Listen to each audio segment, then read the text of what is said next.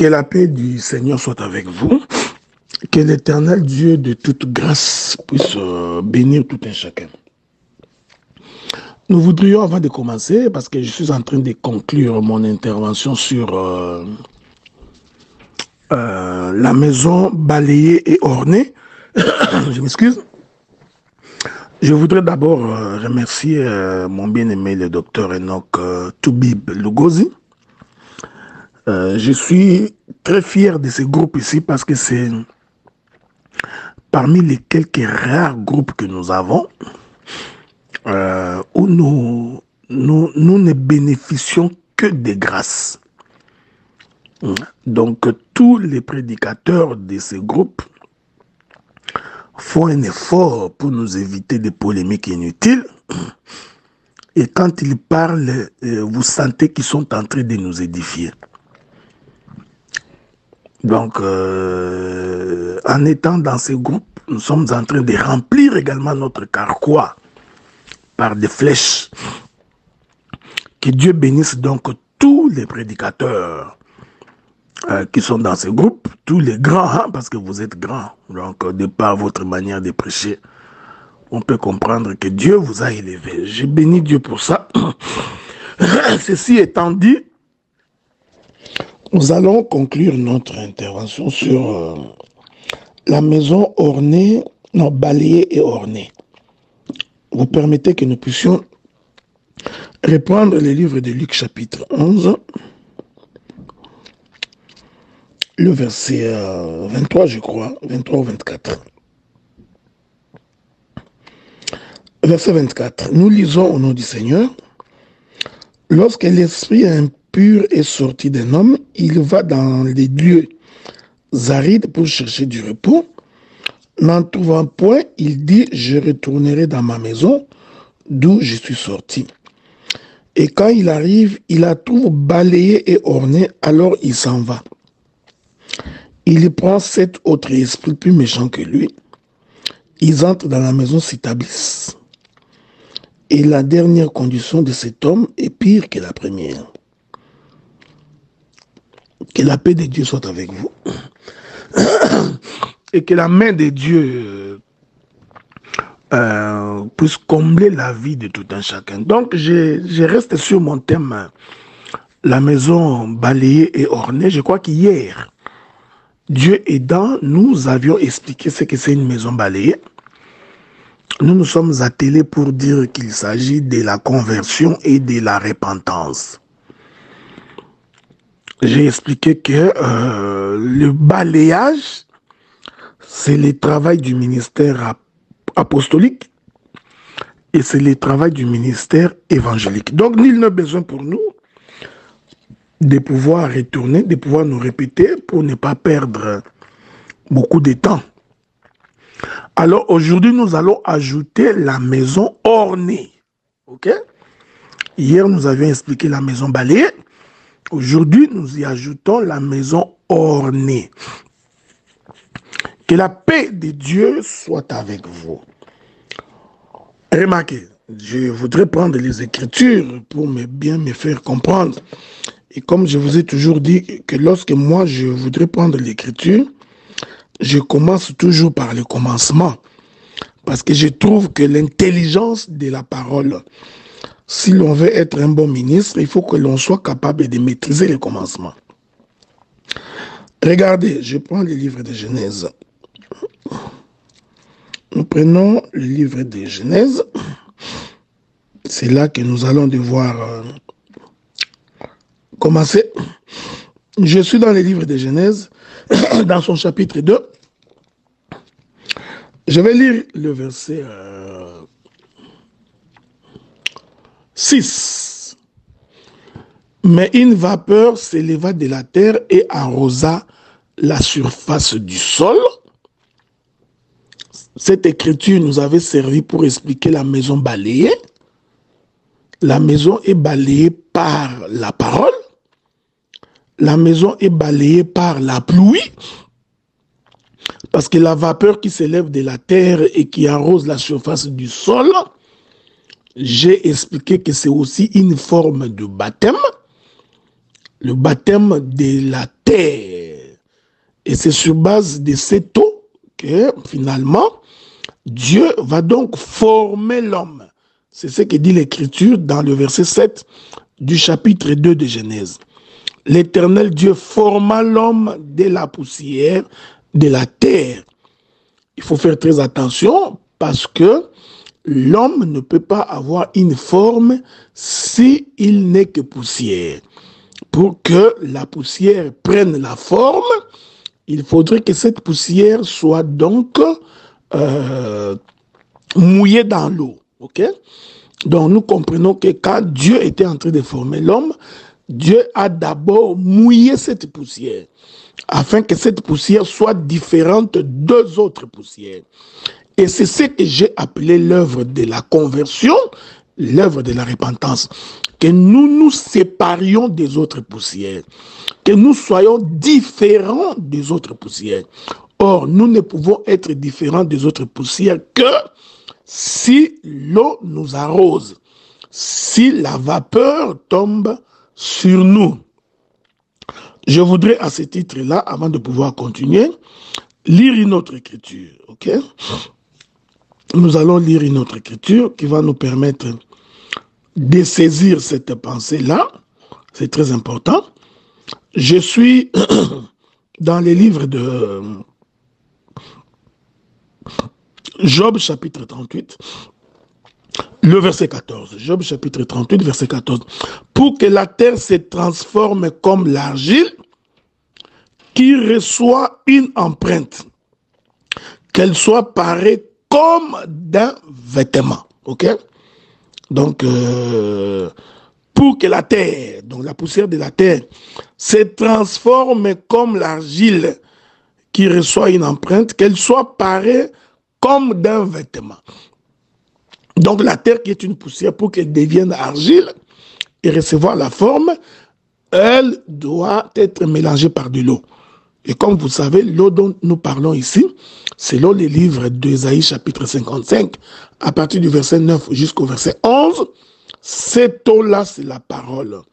Je voudrais ajouter une autre écriture. Prenons les livres d'Ésaïe chapitre 45, le verset 9.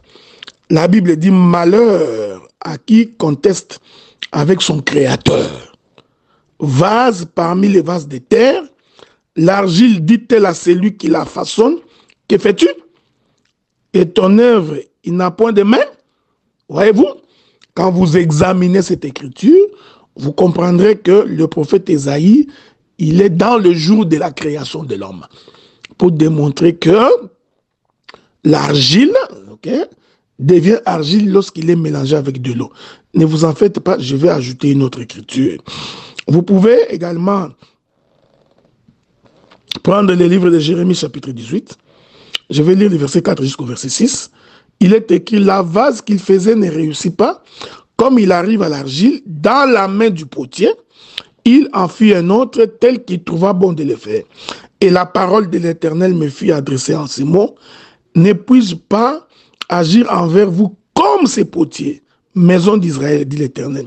Voici comme l'argile est dans la main du potier, ainsi vous êtes dans ma main, maison d'Israël. Donc, la manipulation de l'argile, parce que l'argile était un mélange de la poussière et de l'eau, et le frère Job va le confirmer. Je voudrais ajouter une écriture. Job, qu'est-ce que Job dit, ok? Souffrez. Je suis en train de chercher cette écriture-là. C'est le frère Job qui l'a dit. Ça va nous aider à pouvoir avancer. Ok? Job dit ceci. Espérons que je vais trouver l'écriture. Hein. Si je ne la trouve pas, je vais revenir plus tard. Hein? Job dit, c'est comme la poussière qui est en train de ruisseler dans l'eau. Ok? Donc, je cherche cette écriture-là. C'est quand même important que nous puissions la lire. Ça nous aidera à pouvoir avancer. Ok? C'est Job. J'aime cet homme de Job. Qu'est-ce qu'il dit? Je suis dans Attendez. Voilà. Prenez le livre de Job chapitre 10. Il y en a beaucoup de versets, mais je vais prendre Job chapitre 10. Il dit, souviens-toi que tu m'as façonné comme l'argile. Voudrais-tu de nouveau me réduire en poussière? Hein? Donc, c'est très important. Donc, il y a encore une autre écriture que je voudrais vous donner. Okay? Donc, c'est très important. Donc, il démontre que la vie, donc la vie du peuple, hein, c'est l'argile mélangée avec de l'eau. Donc, mais quand tu voudrais me réduire comme une poussière, c'est-à-dire tu voudrais retirer l'eau qui est à moi. Tu voudrais retirer la parole qui est à moi. Alors, je rentre dans Genèse pour dire ceci. Vous allez remarquer que la Bible dit qu'après que l'Éternel Dieu ait formé l'homme de la poussière de la terre, Genèse chapitre 2, le verset 7 va confirmer ceci. Je rentre là-bas pour une bonne compréhension. Écoutez maintenant, il dit ceci. L'Éternel Dieu forma l'homme de la poussière de la terre. Il souffla dans ses narines un souffle de vie et l'homme devint un être vivant. Que Dieu vous bénisse. Ah, avez-vous remarqué? Je vais répéter ça calmement pour que la compréhension soit à la portée de tous. La maison balayée et la maison ornée. Ok? Remarquez que lorsque le Seigneur crée Adam, il commence par former d'abord son corps. Cette formation du corps, nous avions expliqué, c'est quitter le monde pour venir dans la maison du Seigneur. Cette formation du corps, c'est ça Gad. Hein? De Gad, il est écrit, mais Gad au large. Mettre Gad au large veut dire le séparer de. Le mettre à côté. Ok? Hein? Généralement, le large, c'est au bord du fleuve.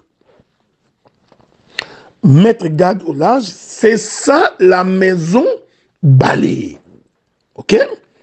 Donc, séparer du monde. C'est ce que Dieu fait avec Adam. Que la paix de Dieu soit avec vous.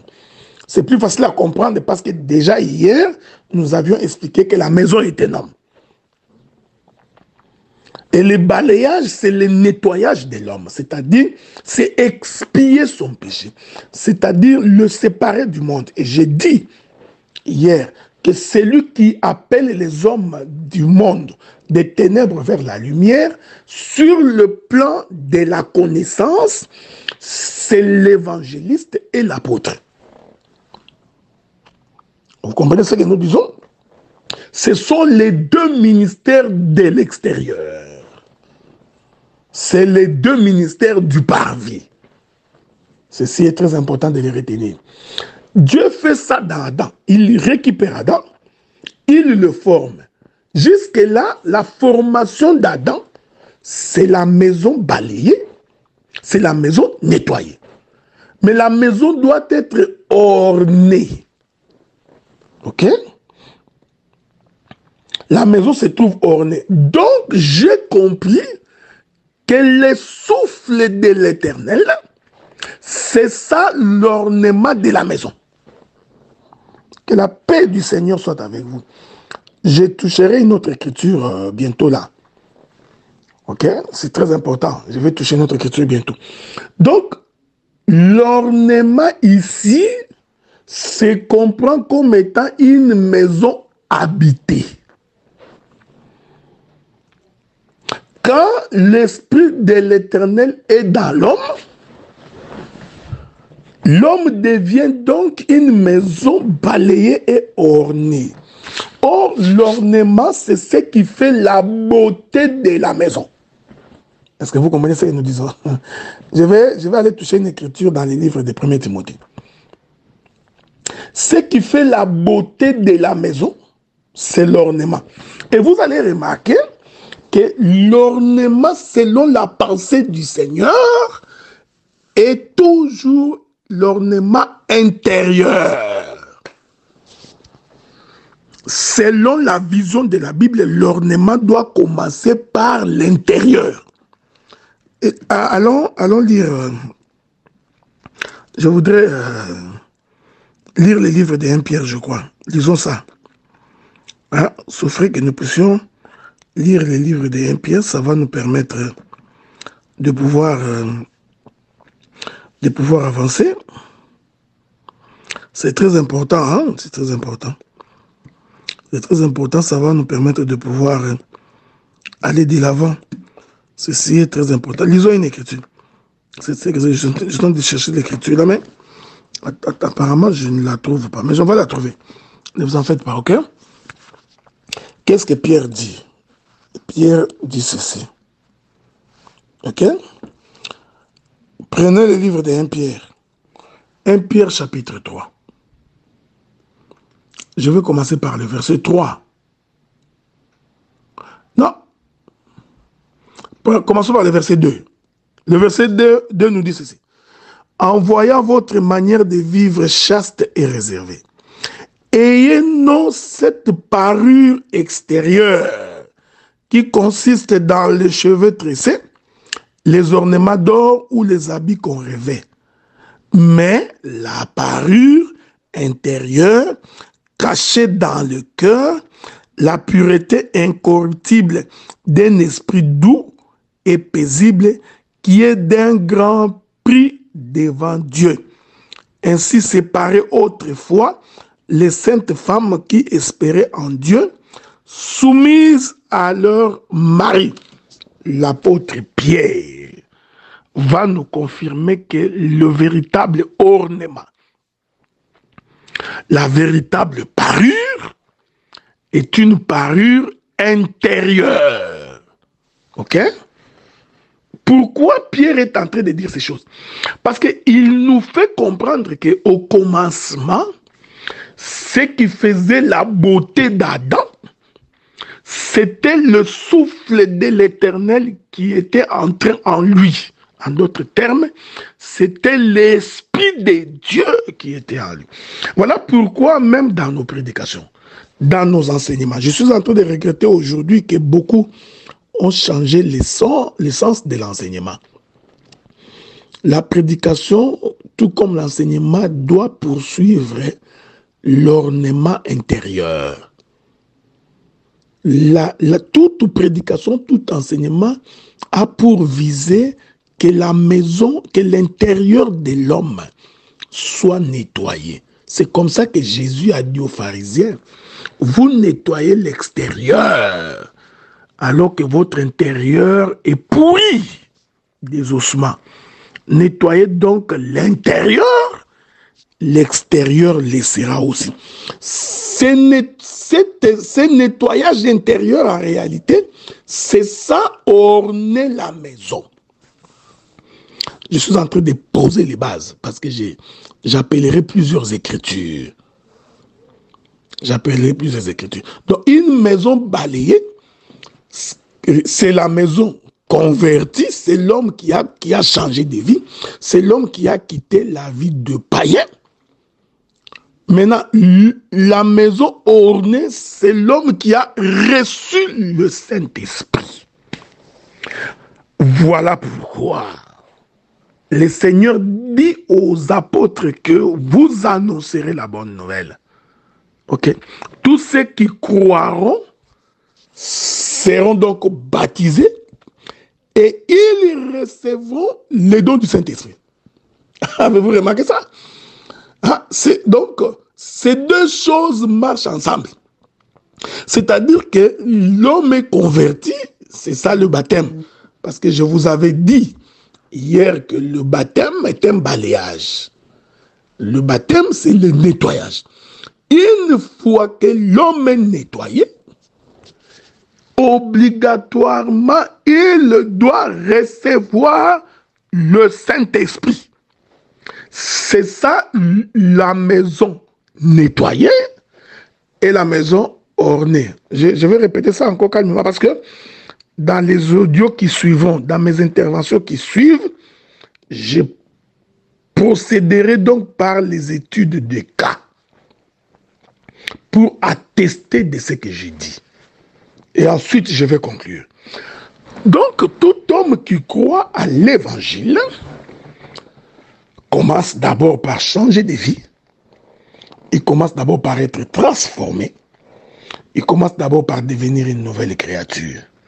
Une fois qu'il est devenu une nouvelle créature, il faut que le Saint-Esprit vienne habiter en lui. Il faut qu'il soit orné. Voyez-vous, je vous avais dit hier que c'est l'apôtre, non pardon, c'est les prophètes, les docteurs et les pasteurs qui font le travail d'ornement. Voyez-vous, parce que l'ornement s'est fait à l'intérieur d'une maison déjà nettoyée. Donc, le premier balai, c'est le nettoyage, qui est la conversion et la repentance, l'œuvre de l'évangéliste et de l'apôtre. Une fois que la maison est nettoyée, maintenant la maison doit être décorée. L'ornement est une décoration.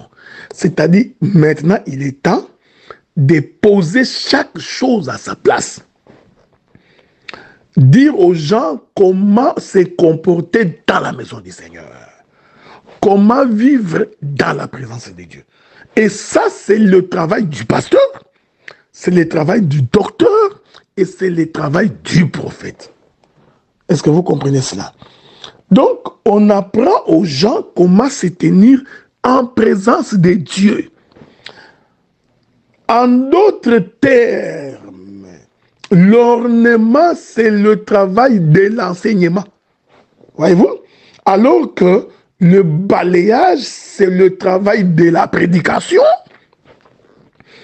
L'ornement est un travail d'enseignement parce que c'est un travail méticuleux. Il faut aller étape par étape, stade par stade. On prend soin, on vérifie. Que la paix de Dieu soit avec vous. Laissons-nous avancer. Je me permets d'avancer parce que ce sont des choses très, très capitales dans la vie de tout homme. C'est pourquoi vous remarquez que même pour entrer dans le tabernacle, pour aller manger le pain qui se trouve sur la table des pains des propositions, il faut premièrement que vous passiez par le parvis. Or, le parvis, c'est le lieu de la repentance. Le parvis, c'est le lieu de la conversion. Le parvis, c'est le lieu où l'homme vient nettoyer ses péchés. C'est au parvis que nous y trouvons la cuve des reins. Est-ce que vous comprenez? Donc, par le parvis, l'homme vient d'entrer en contact avec son Dieu. Et remarquez que le parvis, selon que le dit le frère Paul, c'est la partie extérieure du temple. Donc, c'est la partie qui est en contact avec le sol. C'est la partie où l'homme qui est dans la foule, l'homme qui est dans la masse, qui est dans le monde, vient pour rencontrer le Seigneur. Est-ce qu'on est d'accord? On marche ensemble? Quand Israël quittait chez lui avec son animal, il voulait venir rencontrer Dieu, il commençait par le parvis. Donc, le parvis, c'est le balayage. Le parvis, c'est le nettoyage. Le parvis, c'est l'évangéliste et l'apôtre. Parce que c'est là-bas qu'il trouvera le sacrificateur, qu'il amènera son animal pour que Dieu l'agrée. Or, Dieu n'agrée pas les pécheurs. Donc, il faudrait d'abord que son péché lui soit pardonné. Mais celui qui appelle les païens pour qu'ils viennent dans la maison du Seigneur, c'est l'évangéliste et l'apôtre. Parce que les apôtres sont des missionnaires. Quand ils sont dehors, ce sont des missionnaires. Ok? Une fois que l'homme est pardonné, c'est-à-dire que la maison est nettoyée, lavée, c'est alors qu'il peut maintenant entrer dans les lieux saints pour faire quoi? Pour aller manger le pain des propositions. Or, le pain des propositions doit être distribué et coupé. C'est ça le travail du docteur, le travail du prophète et le travail du pasteur. Et cela permet à ce que l'homme ne soit pas emporté par tout vent des doctrines.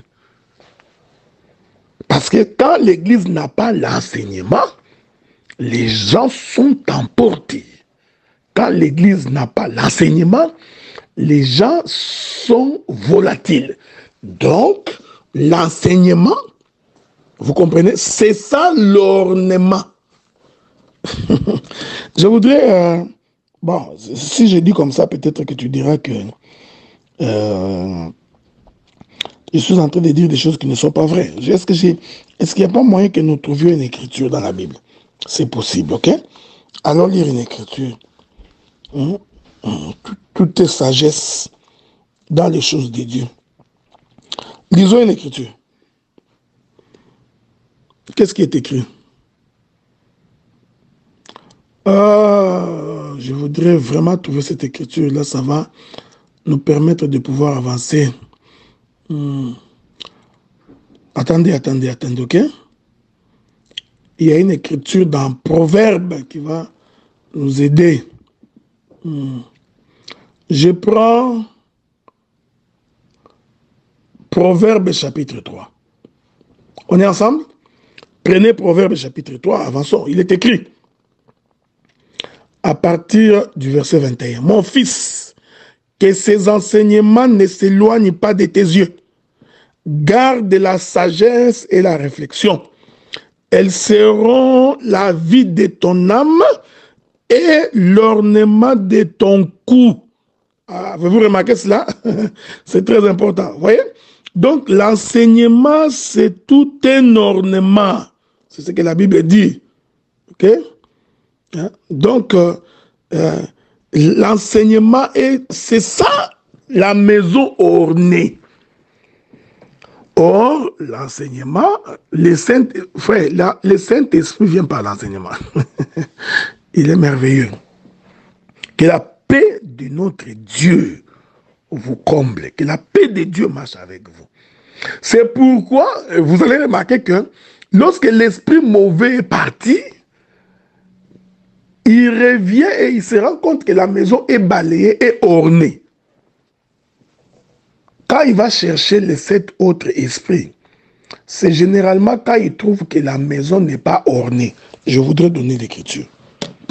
Je voudrais donner l'écriture en espérant que, comme je n'ai pas bloqué de versets, mais je suis sûr que l'écriture doit se trouver quelque part. Ok? Regardez.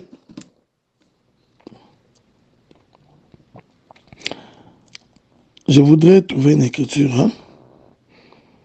Ça va nous aider à pouvoir avancer.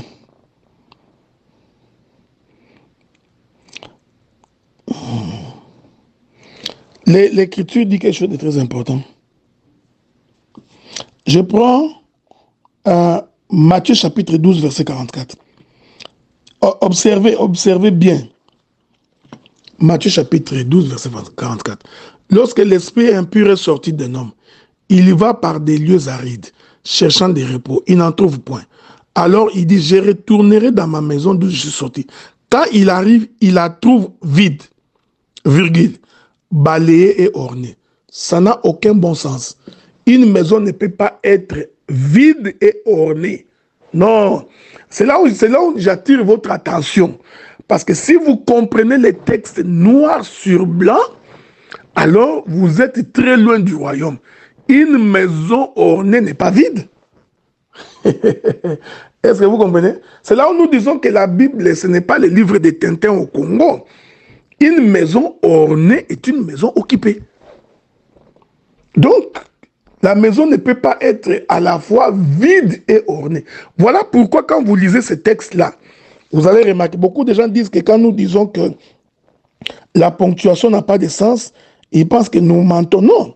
L'écriture dit qu'il trouve la maison vide, virgule, balayée et ornée. C'est une double dispensation ici. Donc, il y a d'abord la dispensation d'une maison qui est vide. Ensuite, il y a la dispensation d'une maison balayée et ornée. Parce que je crois que balayée et ornée devraient marcher ensemble. La maison ne peut pas être en même temps vide, en même temps ornée. Parce qu'une maison ornée, c'est une maison équipée. c'est une maison dont l'intérieur n'est pas vide. Est-ce que vous comprenez ça? Ceci est très important. Hein? Ceci est très important parce que si vous le comprenez en français, ça poserait un sérieux problème de la saisie. Comment une maison peut être vide et en même temps ornée? Vous voyez, ça ne marche pas. Donc, ici, l'ornement, c'est justement la présence du souffle de l'Éternel. Ce qui fait que tant que Dieu est dans la maison, cette maison-là ne peut pas être occupée par un autre esprit. 2 maîtres ne peuvent pas subsister dans une même maison. On ne peut pas servir 2 maîtres. Est-ce que vous comprenez cela? Ceci est très important. Donc, par l'ornement, nous comprenons c'est la présence de l'esprit dans l'homme. Voilà pourquoi nous croyons que si l'esprit du Seigneur est dans l'homme, cet esprit-là fera en sorte que cette maison appartienne à Dieu.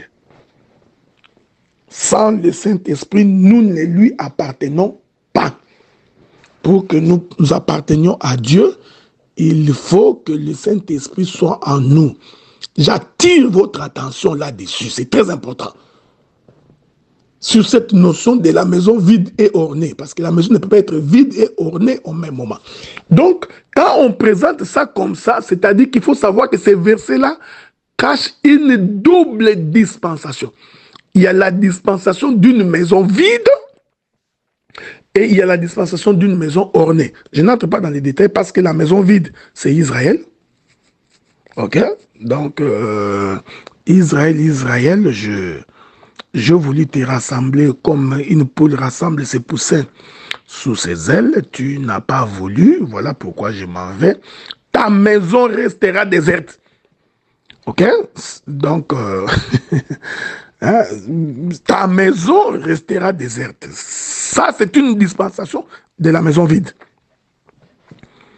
Celui qui n'était pas mon peuple deviendra mon peuple. Donc, il va vers cette maison-là. Ça, c'est la maison balayée et ornée.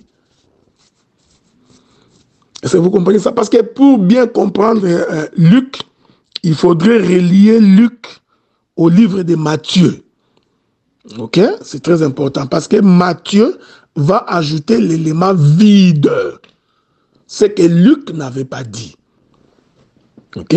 Luc dit tout simplement que lorsqu'on trouvera la maison balayée et ornée, il reviendra avec cet esprit. Faites attention, il faut marier ça avec Matthieu. Matthieu précise que lorsqu'il revient, en réalité, il trouve que la maison est vide. Ok? Ceci est très important. Donc, je suis en train de dire, l'ornement se comprend comme étant l'enseignement. Et ça, c'est le travail du docteur, du prophète et du pasteur. Prenons quelques études de cas pour que nous puissions faire asseoir la pensée de ce que nous sommes en train de dire. Parce que le Saint-Esprit, c'est lui qui vient habiter en nous. C'est pourquoi la Bible dit, ne savez-vous pas que votre corps est le temple du Saint-Esprit? C'est-à-dire que le Saint-Esprit habite en vous. Donc, ce qui fait l'ornement de l'homme, c'est justement la présence du Saint-Esprit. Voilà pourquoi l'on ne peut pas s'affectionner aux choses de la chair. On ne peut pas s'affectionner aux choses de la terre. Voyez-vous, la véritable parure, le véritable ornement, c'est cet ornement intérieur d'abord. Ce que nous poursuivons, c'est d'abord l'homme intérieur. Une fois que l'homme intérieur est orné, c'est-à-dire qu'il n'y a pas de la saleté, et que le Saint-Esprit habite en nous, notre extérieur les témoignerait aussi. C'est pourquoi nous, en tant qu'Église, nous devrions premièrement avoir en nous la présence du Saint-Esprit.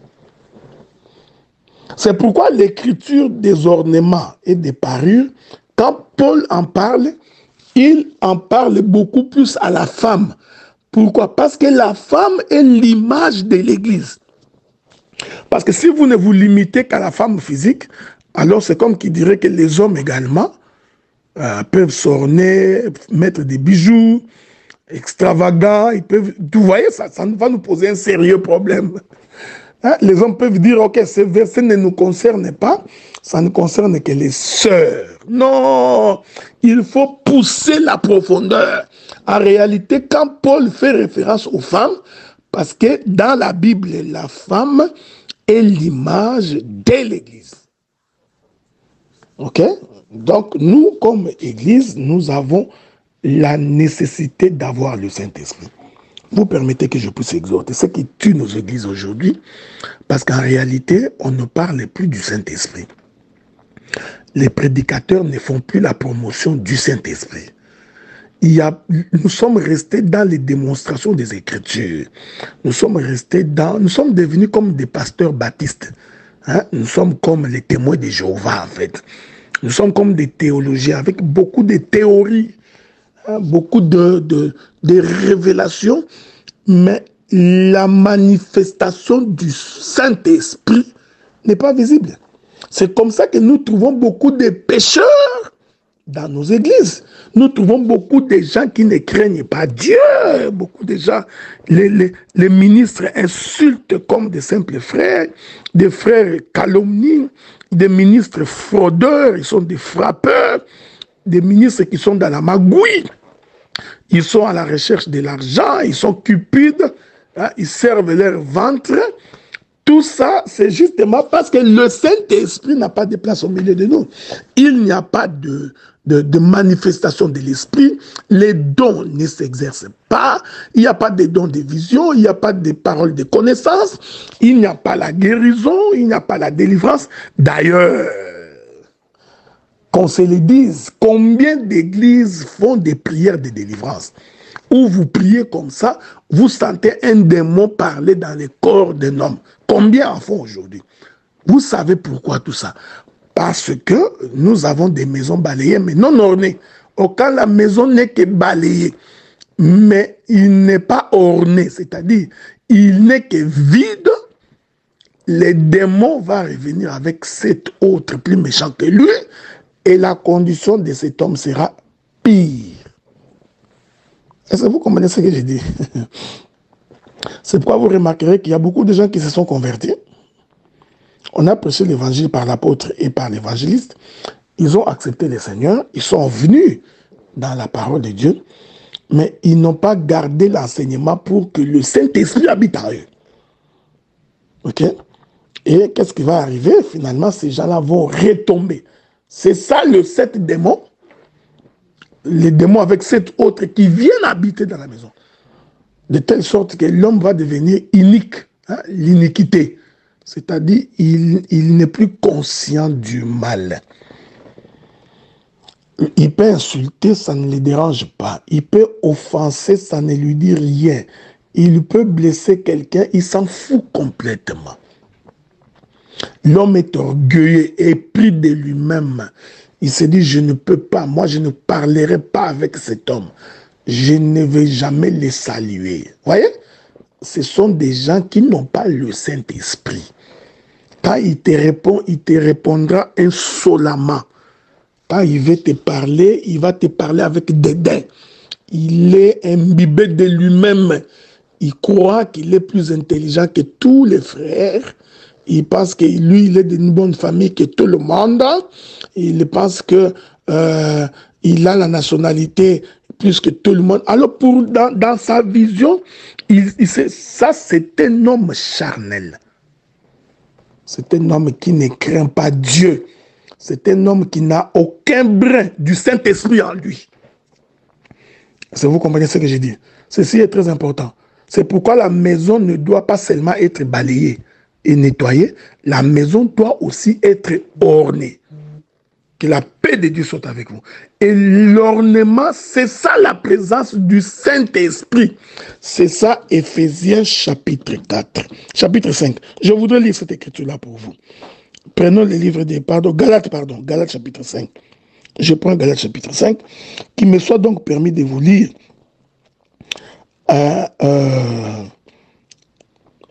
qu'il me soit donc permis de vous lire d'abord le verset 16. J'ai dit donc, marchez selon l'esprit et vous n'accomplirez pas les désirs de la chair. Car la chair a des désirs contraires à ceux de l'esprit et l'esprit en a des contraires à ceux de la chair. Ils sont opposés entre eux afin que vous ne fassiez point ce que vous voudriez. Si vous êtes conduit par l'esprit, vous n'êtes point sous la loi. Ok? Permettez que je vous dise ces choses. Des fois, ce sont des choses élémentaires, mais que nous oublions quand nous servons le Seigneur. Or, les œuvres de la chair sont manifestes. Ce sont l'impudicité, l'impureté, la dissolution, l'idolâtrie, la magie, les inimitiés, les querelles, les jalousies, les animosités, les disputes, les divisions, les sectes, l'envie, l'ivrognerie, les excès de table, les choses semblables. Je vous dis d'avance, comme je l'ai déjà dit, que ceux qui commettent de telles choses n'hériteront point les royaumes de Dieu. Voyez-vous? C'est ça, c'est que d'abord l'apôtre et l'évangéliste doivent faire le travail de nettoyage, balayer la maison. Est-ce que vous comprenez ce que je dis? Une fois que la maison est balayée de toutes ces impuretés, alors le verset 22 va nous aider à marcher, mais les fruits de l'esprit. Vous voyez, il faut que l'esprit, c'est le fruit. Ce n'est pas plusieurs fruits, c'est juste un seul fruit. L'esprit n'a qu'un seul fruit. Mais l'esprit, le fruit de l'esprit, c'est l'amour, la joie, la paix, la patience, la bonté, la bénignité, la fidélité, la douceur et la tempérance. Si le Seigneur nous prête vie, ce sont des choses que nous parlerons. Un enfant de Dieu ne peut pas être arrogant. Il ne peut pas être dédaignant. Il ne peut pas avoir une opinion de lui-même. Si tu es comme ça, l'Esprit de Dieu n'est pas en toi. Tu es une maison nettoyée, mais qui est complètement vide. Le démon qui est sorti en toi va aller chercher 7 autres démons plus puissants que lui. Ils viendront habiter en toi. C'est pourquoi vous allez remarquer, la plupart des gens qui prient et qui ne se sont pas véritablement convertis finissent par devenir des incrédules. Quand vous prêchez, il n'écoute plus. Quand vous lui faites la remarque, il n'entend plus. Parce que l'iniquité vient d'habiter en lui. Est-ce que vous comprenez ce que je dis? Que la paix du Seigneur soit avec vous. L'iniquité vient d'habiter en lui parce que son cœur est mauvais, son cœur est haineux. Ok? Ce sont des gens qui pardonnent difficilement. Comme il pardonne difficilement, lui aussi ne demande jamais pardon. Ce sont des gens qui ne reconnaissent pas leur faute. C'est l'esprit qui était dans Adam qui pense que la faute, c'est toujours l'autre. Même quand on essaie de lui expliquer clairement que cette manière de vivre, cette manière de se comporter n'est pas digne d'un enfant de Dieu, lui, au lieu de s'amender, il se fâche. Ce sont des gens qui viennent à l'église comme ça. Quand vous prêchez que cette manière de vivre-là est mauvaise, au lieu de s'humilier, de demander pardon, à Dieu, non, non, lui va se fâcher contre le prédicateur. Il va commencer à dire, ce prédicateur m'a prêché. Je suis venu dans l'église pour qu'il parle de mon problème. Vous voyez, c'est un homme inique. L'iniquité est en lui. L'iniquité enlève la notion de la repentance. L'iniquité enlève la notion de la paix.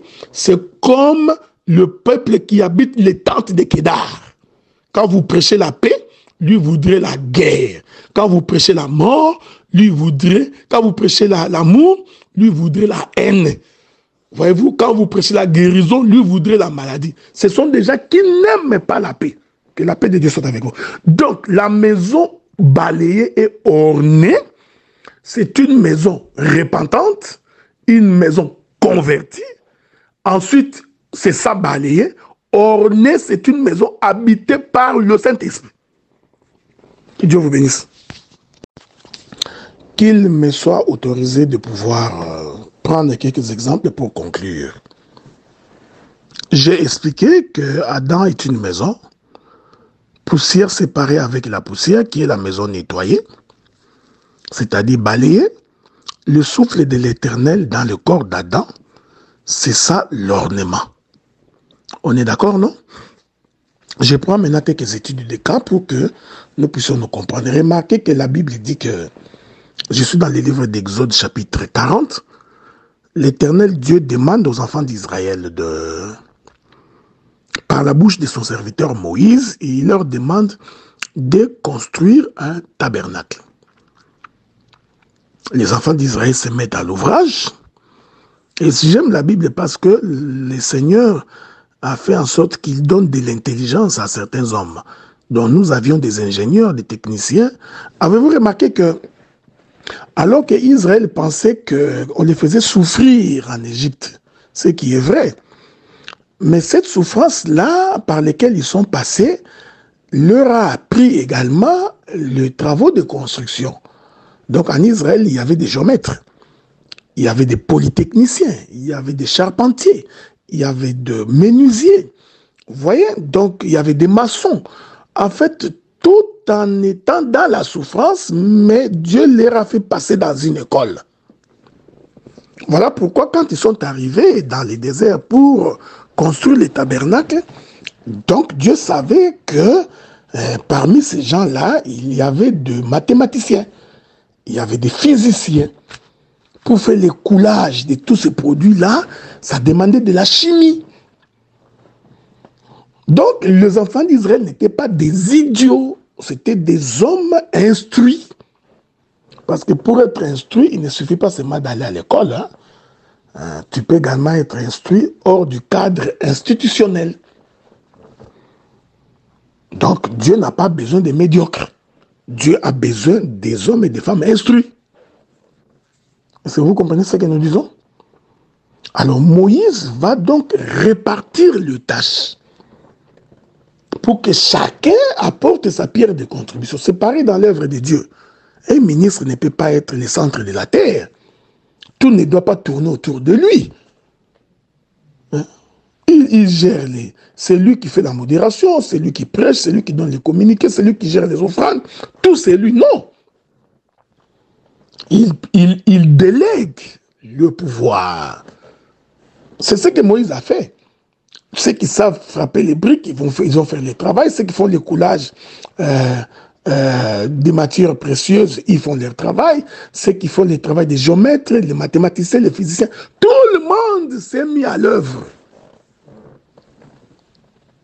C'est pourquoi dans les choses de Dieu, il ne peut pas y avoir des chômeurs. Chacun, Dieu lui a donné un don.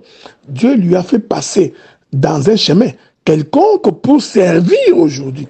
Quand Israël était en Égypte, Israël n'avait vu que la souffrance. Il n'avait vu que la maltraitance. Mais c'est qu'Israël oubliait que Dieu leur avait fait passer par une école. Et cette connaissance les a servi plus tard pour servir le Seigneur. Alors, les enfants d'Israël vont construire le tabernacle. Nous disons que la construction du tabernacle, c'est la maison balayée et nettoyée. Pourquoi? Parce que chacun devait amener la portion de son offrande.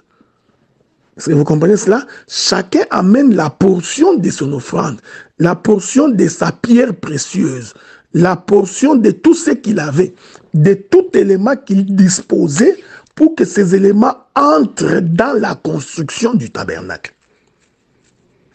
Et il se faisait là un travail d'assemblage. Ah oui, parce qu'il faudrait rassembler toutes ces pierres précieuses, rassembler tous ces bijoux, tous ces pendentifs, rassembler tout ça, toutes les pierres précieuses, ensuite essayer de donner à chacun la forme pour qu'il puisse rentrer, devenir membre constitutif du tabernacle. Et cette chose-là, c'est ça le nettoyage, c'est ça le balayage, c'est ça l'œuvre de l'évangéliste et de l'apôtre. En d'autres termes, lorsque l'on construisait le tabernacle, c'est le rassemblement de la poussière. Le tabernacle, c'est Adam formé. Est-ce que vous comprenez ça? Je voudrais que nous y ajoutons une écriture. Je voudrais que nous y ajoutons une écriture pour que la chose nous soit très bien faite ou très bien faite. Je suis dans les livres d'Exode. Quel est le verset que je suis en train de chercher? Souffrez, hein? Je cherche une écriture là qui est... Voilà. Prenons les livres de...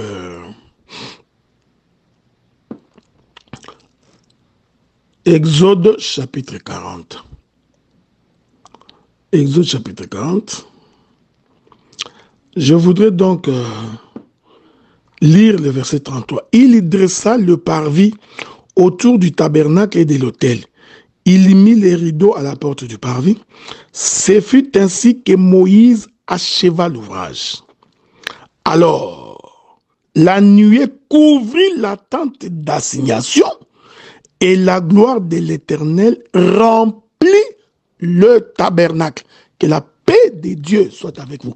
Est-ce qu'on peut examiner ces écritures avec un œil acquitté de l'aigle?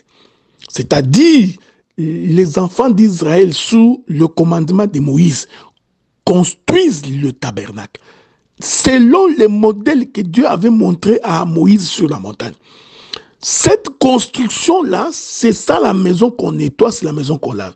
La Bible dit que lorsque l'Éternel vit que tout a été fait selon les modèles, qu'est-ce qui est arrivé? La nuée remplit. Vous voyez? La gloire de l'Éternel remplit le tabernacle. C'est-à-dire, il entra dans le tabernacle. Cette entrée-là de la nuée ou de la gloire de Dieu qui rentre dans le tabernacle, c'est ça le souffle de l'Éternel dans Genèse chapitre 2 verset 7. C'est ce souffle-là qui rentre dans les narines d'Adam. Donc les narines d'Adam, c'est ça la porte du tabernacle. Que la paix de Dieu soit avec vous. Donc, une fois que la gloire de Dieu entre dans le tabernacle, cette gloire de Dieu, c'est ça l'ornement de la maison. Est-ce que vous comprenez? Que la paix de Dieu soit avec vous. Il y a beaucoup de choses à dire ici parce que je pouvais expliquer que l'arche de l'alliance qui est dans le tabernacle, c'est ça l'ornement de Dieu. Hein? L'autel du parfum qui est dans le tabernacle, c'est ça l'ornement de Dieu. Je peux également dire que la table des pains de proposition, les chandeliers, tous ces éléments sont à l'intérieur, constituent les ornements ou l'ornement de la maison. C'est pourquoi les jours où l'arche est partie chez les Philistins, le sacrificateur pouvait crier Ikabod, c'est-à-dire que la gloire est partie. Voyez-vous, la maison est restée, mais la gloire est partie. Hein? Ceci peut également faire l'objet d'un grand enseignement. Parce que sur la croix, quand Jésus criait « Père, Père, entre tes mains, je remets mon esprit », c'était Ikabod. C'est-à-dire l'arche venait de quitter la maison. Voyez-vous, l'arche venait de quitter le temple, il venait de quitter le tabernacle. Donc, vous voyez, donc la gloire de l'Éternel qui rentre dans la maison, c'est ça l'ornement de la maison. Terminons. Le Seigneur Jésus-Christ vient se faire baptiser. Vous connaissez l'histoire, la discussion qu'il a eue avec Jean-Baptiste. Finalement, Jésus rentre dans l'eau et il sort. Nous sommes ensemble? Ce mouvement de Jésus qui sort des eaux, c'est ça l'œuvre du 3e jour de la création. C'est-à-dire la terre est sortie des eaux. Voyez-vous? Maintenant, une fois que la terre est sortie des eaux, Dieu procède au rassemblement. Donc, quand Jésus sort des eaux, c'est comme Adam rassemblé. C'est-à-dire, c'est la maison nettoyée et lavée. Souvenez-vous que je vous avais dit que le baptême est un nettoyage et c'est un balayage. C'est pourquoi quand on veut servir Dieu, il faut se faire baptiser.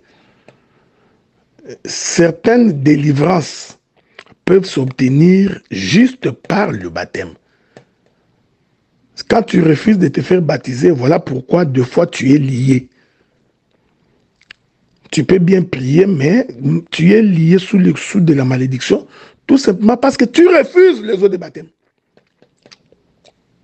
Parce que les sorciers, des fois, ils ont peur d'entrer dans les eaux de baptême. Ils pensent qu'ils vont être emportés par les eaux. Donc, quand Jésus sort des eaux, c'est le baptême. C'est-à-dire, je vous avais dit ça, c'est le balayage et le nettoyage de la maison. Mais la maison doit être ornée. C'est pourquoi la Bible dit, les ciels s'ouvrirent, Jean-Baptiste vit le Saint-Esprit sous forme d'une colombe qui descend sur Jésus. C'est Saint-Esprit-là qui descend sous forme d'une colombe, c'est ça le souffle de l'Éternel, c'est ça la gloire de Dieu, c'est ça l'ornement dans le corps. C'est alors que Jésus pouvait dire qu'il m'a vu, a vu le Père, car le Père est en moi. Que la paix de Dieu soit avec vous. Donc, je remercie l'administrateur principal du groupe qui m'a donné l'occasion pendant 2 jours de pouvoir vous parler. Telle a été ma petite contribution à ces grands thèmes de la maison balayée, nettoyée et ornée.